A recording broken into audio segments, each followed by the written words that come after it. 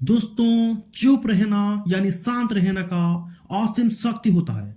जो लोग ज्यादा चुप रहते हैं वो लोग उनकी शरीर की असीम शक्ति बारे में समझ पाते हैं। गौतम बुद्ध कहते हैं कि मौन की शक्ति इतना ज्यादा है कि वो हमारी शरीर की जितने भी चिंता द्वेष होता है वो दूर कर सकता है और लोगों के बीच में आपको एक आकर्षक लोग बना सकता है। एक बार गौतम बुद्ध अपनी आश्रम में सारे शिष्यों को शिक्षा दान करते थे।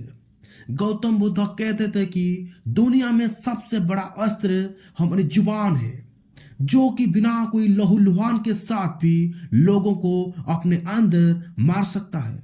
हमारे शब्द हमारी ताकत है, हमारे शब्द हमारी कमजोरी भी हो सकता है अगर हमको पता नहीं कब कहाँ कितना बोलना चाहिए। अगर हम सही समय में सही इरादे के साथ सही शब्द की उच्चारण करते हैं तो ये हमें एक सफल व्यक्ति बना सकता है।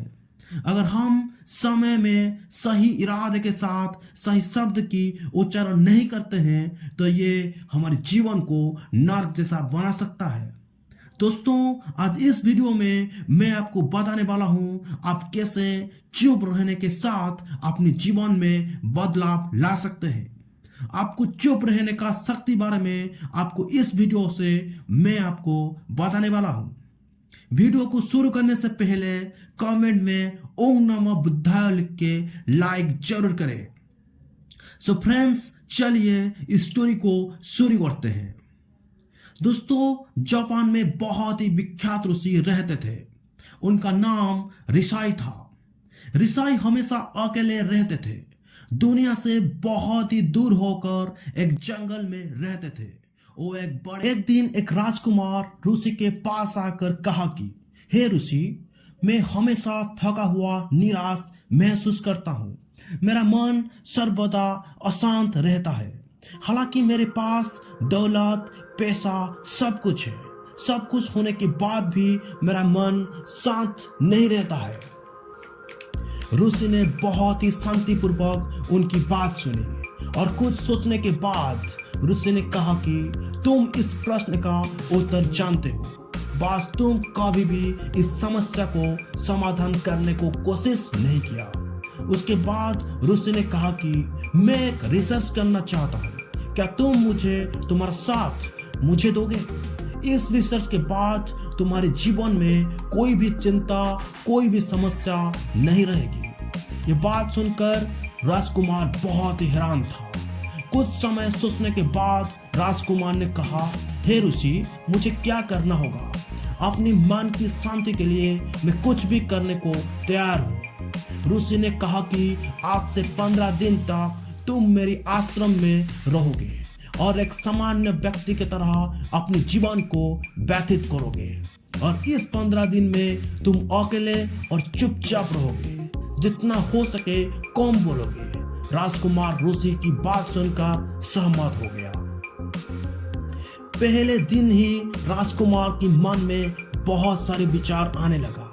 राजकुमार को बात करने को बहुत ही इच्छा हुई, लेकिन वो सारे दिन चुपचाप होकर बैठा रहा। रात को राजकुमार को बहुत ही खुशी महसूस हुआ। वो अपने आप को पूछ रहा था, वो इतना खुशी क्यों है?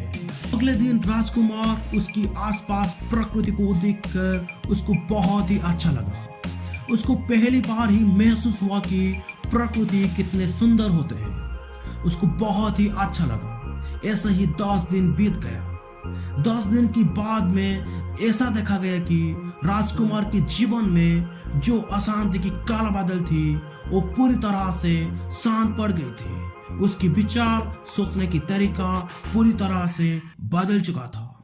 11 दिन का शुरुआत में राजकुमार घर की एक कोने में बैठे थे। कुछ समय बाद उनकी आंख अपने आप बंद हो गया और वो गहरे ध्यान में चले गए। वो पूरे दिन वहीं पर ध्यान में बैठे रहे। ठीक ऐसे ही बाकी 4 दिन ध्यान में बैठकर उनकी समय अतिबाहित किया। 15 दिन के बाद राजकुमार ऋषि के सामने जाकर ऋषि को प्रणाम किया और कहा कि हे ऋषि, मुझे पता चल गया कि मेरे जीवन में क्यों इतना अशांत और दुख में भरा हुआ था। ऋषि ने मुस्कुराते हुए कहा कि क्या उत्तर मिला तुम्हें?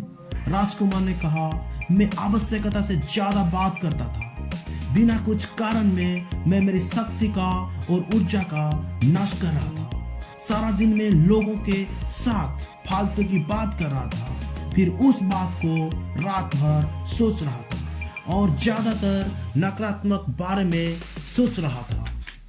इसी तरह से पास अपने समय का बर्बाद कर रहा था। ज्यादा नकारात्मक सोचने और ज्यादा बात करने से मेरा मन अशांत और चिंतित हो रहा था और इसी तरह मैं किसी भी काम को ठीक से नहीं कर पाता था, जिसके कारण से मैं हर कोई काम से असफल होता था। मगर यहाँ से बिताया हुआ 15 दिन मुझे बहुत ही अलग महसूस हुआ। मुझे ऐसा लगा कि मैं मेरे जीवन को पूरी तरह जी रहा हूँ, लेकिन इससे पहले मैं मेरे जीवन को गलत तरीका से जी रहा था। अंतिम में राजकुमार ने कहा, गुरुजी, मैं आपके पर सर्वदा ऋणी रहूंगा।